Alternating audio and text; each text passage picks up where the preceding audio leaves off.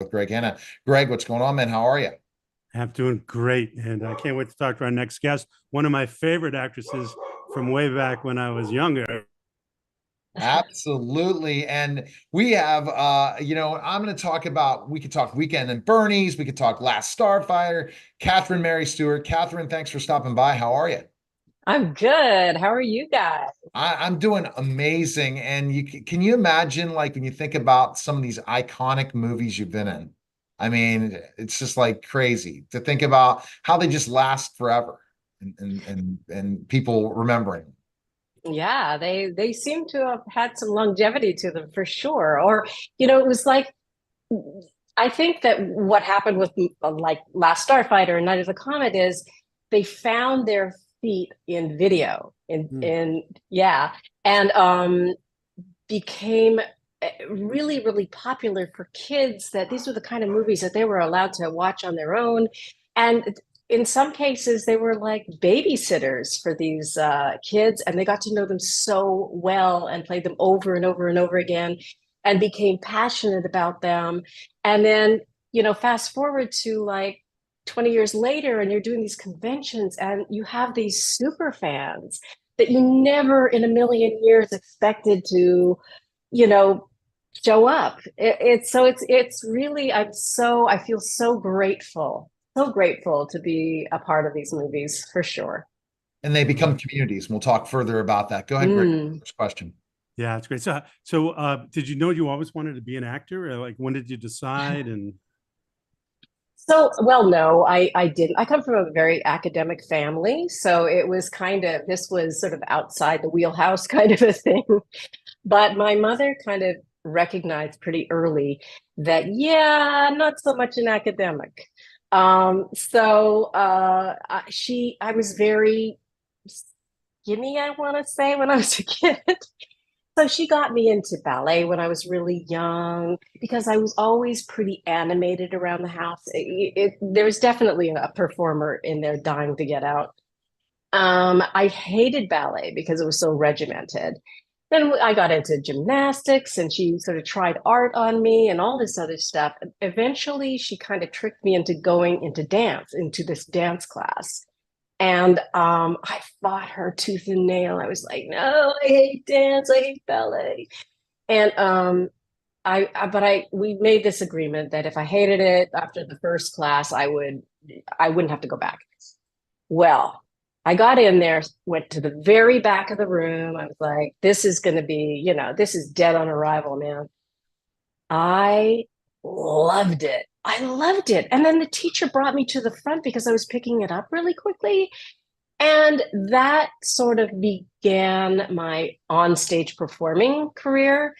My mother also, God bless her, got me into drama class in school, which I also fought her. I fought her on everything because I'm like, I don't want to stand in front of a bunch of people and recite Shakespeare, you know? But she convinced me to do it. I, I loved it. I loved being able to like express myself through characters because although I was very animated at home and, a handful, I'm sure, I was basically really super shy. So this gave me an opportunity to express myself. And but I really pursued the dance. I was in a company. I'm from Canada originally. I was in a company called Synergy. We traveled all over the world performing. And when I graduated from high school, I was quite young when I did all that. When I graduated from high school, I moved to London, England, and went to this school called the London Studio Centre, which focused on dance, but it was also kind of a performing arts school. So it gave me, built on the little bit of drama that I'd already done and gave me a real good foundation for what I fell into while I was in London. And you So that's talk how I about got your started. academic background. That's Mm. surprising. And I guess the three movies you're most known for, you know what I mean? And Yeah, early I in know. your career, right? But you need that academics to prepare you. But kind of tell us what happened next in that process after went to school in the UK. How did that develop into, becoming an actor? Yeah. So yeah, I was there, and they would have like these dance auditions every once in a while for things like cruise lines and stuff like that, which I did. But one day, on my way to class, I ran into a couple of people that I took class with, and they were going in the opposite direction. And I asked them what was going on, and they said, "Well, we heard about this audition for this movie. It's a rock musical, and we're just going to check it out. It's open to anybody." So I thought, I'm going to just tag along and see what happens. So we get there, and it's literally a cattle call audition. Most of the people were prepared with like it was a musical, so most people were prepared with a song. They, had their proper dance outfit on to make them stand out and all this other stuff. And the three of us kind of showed up and we sort of, you know, kind of hid in the background again. But the director saw me and he thought that I looked right for the lead character in this movie. And so he pulled me out and he said, "Do you act?" And I'm like, "Yeah." "Do you sing?" "Sure." And so I ended up auditioning for him, and it was Menachem Golan. It was a movie called The Apple. It was a futuristic rock musical, and I quote, set in 1994, because that gives you some indication of how long ago it was. And I ended up landing the role. And so it was a pretty serious movie. That Menachem, he was with a company called Canon Films, and he was really trying to break into the American film market. And at that time, there was, Rocky Horror Picture Show, Xanadu, that kind of a thing. And he was trying to kind of figure all that out. I'm not sure that he was completely successful with The Apple, but that's up to you guys to decide, I guess, the audience. But that is what got me going. And then it just kind of snowballed from there. Yeah. And I ended up moving to Los Angeles eventually. Yeah. So Last Starfighter, that's one of mine and my wife's favorite movies. We love that movie. We watch it at least every other year, if not every year, once. So tell us something, about that. What was it like doing it? How much fun was it? Yeah. Maybe some favorite moments or whatever. That'd be cool. Yeah. Yeah. That was sort of a dream like situation. That was the first movie that I did in Los Angeles. And I was also on a soap opera at the same time. So I was it kind of overlapped a little bit, which worked out okay. Um, what was so lovely about The Last Starfighter, excuse me, my nose is dripping, is that it felt very intimate. And I mean, like Jonathan Batchel, who wrote the script, and Nick Castle, who directed, were friends, and they had this idea, and and they got the funding, and it was just everybody seemed very young and very enthusiastic, and Nick was such a wonderful director for younger actors. Lance Guest, who played Alex, he and I were, really not very well known. We'd done a couple of things here and there. At the audition, I remember, the Brat Pack, they were all there, but they really wanted to find lesser known actors, fortunately for Lance and me. And Lance and I clicked pretty quickly. I remember auditioning where we just, without the script, sort of in front of everybody, and they said, "We pretend you're at a lake, it's night, and you're looking up at the stars." And so we sort of made up this dialogue. It was different in the movie. It was a really lovely experience. It's funny because I've been emailing with Lance today. I mean, we're working on this project that we'd like to do together. So we'll see how that pans out, because it's the 40th anniversary of The Last Starfighter this year. Oh, Isn't that unbelievable? yeah, Crazy. I know. So we really enjoyed working with each other, and we stayed really good friends all these years, which I also think when you have that kind of great chemistry, it shows on screen, right? So it's a lovely experience. a favorite moment. I mean, one of my favorite scenes in the thing is at the lake, the whole lake sequence where I'm making out with the beta unit and he just doesn't know what he's doing. That was funny. It was so much fun. And then when he gets shot and there's like the sploot of this green stuff that comes out, and then you know, there's the whole chase scene and there's action, there's explosions. I love you, I love you. So it's like it had everything in it. It was comedy, action, drama, love. I love that sequence so much. So for the fans of The Last Starfighter, what would you say? Why do they like it? Why is it so iconic 40 years later, still as Yeah. iconic? Yeah, what do you think it is?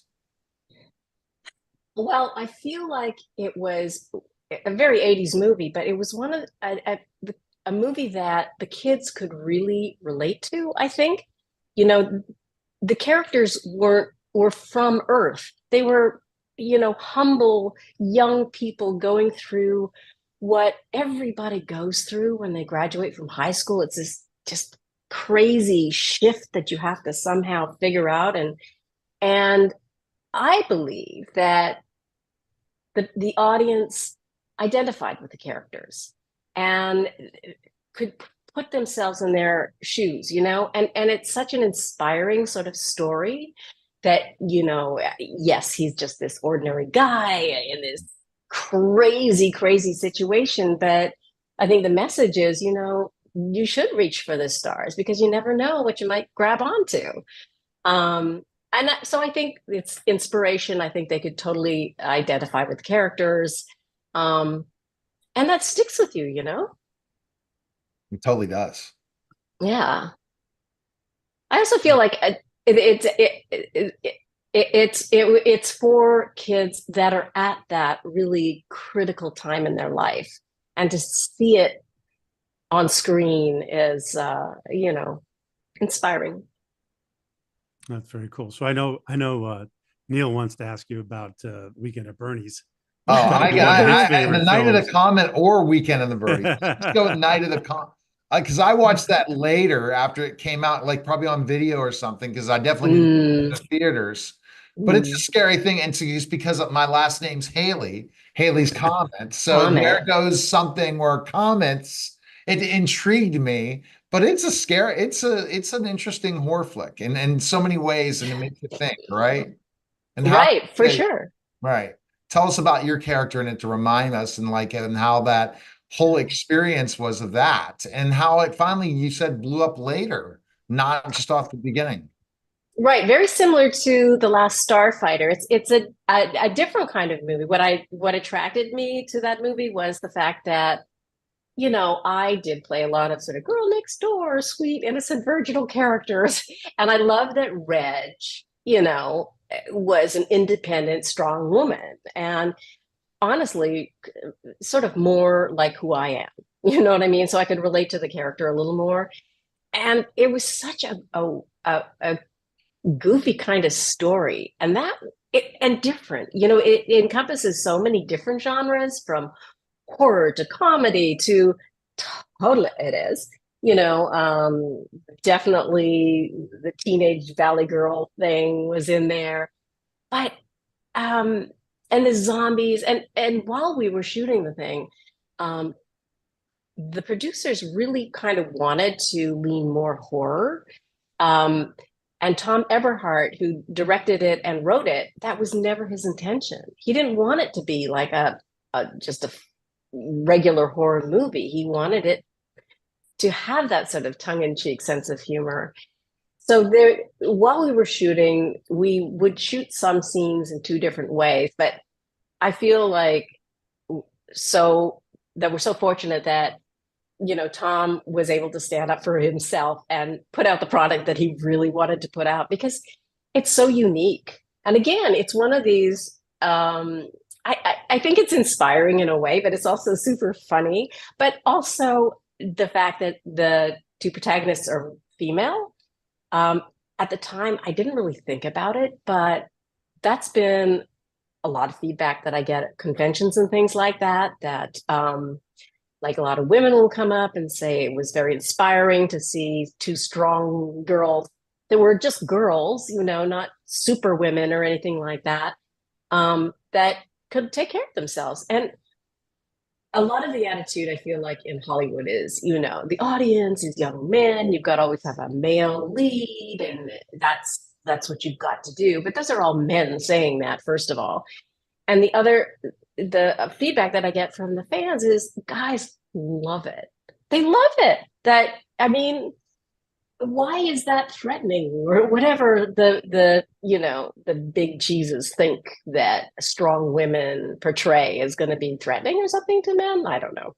At any rate, yeah, again, the whole VHS thing, Right. it really, there was a brother sister who came to a convention that Kelly and I were at, and they had watched it so many times they did their own like little stick figure cartoon book with all the scenes in it. They were so excited to see us because it was a huge part of their childhood. You know, I start thinking about this really quickly, and I'm going to go to Greg. I think that they took the way the villains were of the zombies, kind of like what the Matrix was later. That Mm, kind of the way that I'm just thinking about it, the way that they were mm, really more animated, more kind of funny in a way. Like, you know, how how in the Matrix, how they were chasing the stars. I kind of saw certain things, and that's what happens in movies, right? That yeah, people yeah. specific points of certain movies, and then add later it comes back to life based on the director or producer or wherever, right? Right, for sure. I mean, when so I had that scene in the alley where I'm fighting a zombie, and it's like, you know, he wants to eat me, and I'm like, oh shit, I gotta beat him up. You know, it's funny. It's funny. Yeah. And I love shooting that scene too because it was very physical. The guy who played the zombie was a stunt guy, so I felt safe with him. But I did all that. The only thing I didn't do was ride a motorcycle. I didn't know how to ride a motorcycle. Right. So, but I did all, if there were any stunts, I did the stunts. And we learned how to shoot those little Mac 10s. You know, we had to go learn how to do all that. It was so much fun. And again, Kelly and I are still really good friends. And and I'm still in touch with Tom Everhart. And we had a reunion about 5 years ago in California, and they screened it, and it was so much fun to see everybody again. Have you learned how to ride a motorcycle now, or it's just not on the cards? I think I'm too old now, but even at the time, I was like, "Wow, these things weigh a lot." I couldn't even. I had a boyfriend back then that had a motorcycle, and I couldn't even hold it up. Hmm. I was, I guess, so delicate. All right, so let's jump to Weekend at Bernie's. So I'm gonna All ask Greg, right. did you see this in the theaters, Greg? I did. Yeah, so this is what, like around 1986, roughly Yeah, Yep. yeah. 89, somewhere in there. Yeah, yeah, I saw that in the 86, theaters 87, something like for that. sure. Yeah, Yeah. definitely. I'm just Yeah. want Weekend at Bernie's it's just so funny, and I just it's so iconic, and you know, specifically, and it's been referenced in things forever. Oh my gosh. They're still doing it. Yeah, you know, Birdie is Joe Biden right now in Yeah. some ads. I mean, it's just I saw the hilarious. pictures just the other day. Yeah. I know it's hilarious. It cracks me up. And you know, the politician Bernie was Weekend at Bernie's. I mean, they really have milked it for all it's worth, I have to say. And as you say, it's referenced in so many different places, like from television shows to like Friends, you know, what's his name? I forget the character, but his favorite movie was Weekend at Bernie's. I love that. Yeah, so that's so much fun when you see that, you know, that Yeah. even if, yeah. It was a male cast, except then if you look on the list on at least on Wikipedia, you're right down on the list, right, as the first woman on that, right? So that Yeah, for sure. and Wikipedia doesn't do it justice for how much of the starring role you had in that. So tell us about remind me what your character in Weekend Bernie's for people. Yeah, Gwen. I was gonna go, oh, I hope I remember the name because it was a while ago. Gwen, yes. Well, I can start with telling you about the audition process there. Ah, okay. Yeah. So I was asked to go in and read for Ted Kotcheff, the director. So I didn't have to go through the whole, meeting the casting director and then Pat. It was Ted Kotcheff and Jonathan Silverman. So I guess it was kind of like a chemistry meeting or something like that. And I was excited because I hadn't done a comedy before. And, Ted Kotcheff, it was huge, as was Jonathan Silverman. I knew Andrew McCarthy was connected to it. So I thought, I can't screw this up. So I get there and it was really nice and everybody was super nice and everything. And then Ted asked us to read a scene together and I just kind of froze and I just screwed it up completely. And I was like, oh no. And I left there. I called my manager immediately. I'm saying, you have to call them. You have to ask them if I can come back and read again because I screwed the thing up. I was really, really upset. And my manager was like, yeah, okay. And the next day I had the job. Oh my gosh. But yeah, I was totally panicked for that. So, cut to a month later or something, we're in New York, which was kind of cool. New York, in the 80s was kind of a scary place. So being I was sort of naive and young and from Canada. So you could say that like taxi drivers and things would be like, so where are you from? I'm like, oh, I'm from Canada. They're like, where are you going? Well, I think it's just up the block. Where are you going? And like literally they would take me on the longest possible route. That was back in the days when it wasn't all, they have it all like figured out now where you just really can't take advantage of somebody in that way. It was kind of a scary place, New York, for me at that time, but I sure had fun shooting that movie. And then we moved to like Wilmington, North Carolina, which was supposed to be Long Island, and they just kept me. I didn't work all the time, but they just kept me there. They didn't want to fly me back and forth from LA. So that was really fun. And like I said, Jonathan was the sweetest guy. Ted Kotcheff was kind of a bear, he's like, he could lose his temper very easily, but in general, it was super fun. Wow. That's phenomenal. So what are some of your latest projects that you're working on now? Yeah. Well, I have something that's sort of in the air right now. I can't say, well, there's a couple of projects that are sort of, you can't talk about because, there's NDAs and things like that and attached to them and stuff. So there's a couple of things. One is a TV series that's brand new, and one is a commercial thing. But I've also, like with COVID, when COVID happened, because there was so much downtime, I decided to work on a script. And I spent a lot of time working on a script that was optioned by a production company in Canada. Actually, we wanted to try to, I was working with a producer that I worked with on a movie called Mischief that I did years ago. And he wanted to make it a movie that could be made in Canada. So a Canadian production company optioned that. So we've been, fine tuning that whole thing. I just, in a way, it was like a very creative time for me. I mean, a lot of people felt trapped. I felt just like I had the freedom. I wasn't distracted by other kinds of work, and I could really sit and focus on scripts and TV show ideas and things like that. And directing, like I directed a short for a friend of mine. That's something that I just loved so much, that I want to do more of that. So yeah, it's been busy. I feel like I keep very, very busy. I mean, I'm not really on a series or anything at the moment, but if somebody asked me what I did today, it's just like, I don't know, but I wish, a day was like 24 hours longer. Yeah, there's not enough time. Yeah.